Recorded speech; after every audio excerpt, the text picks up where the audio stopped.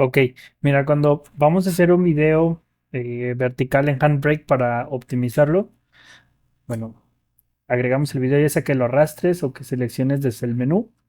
Nos vamos aquí a Dimensions y si te fijas, aquí abajo está limitado. Dice que las dimensiones finales. Deja agarrar otro video. Aquí está. Nos aparece que las dimensiones finales serían de 1080 por 1080 y esto es incorrecto y esto es lo que hace que cuando Diana lo quiera o que lo pongamos en un teléfono nos lo hace cuadrado.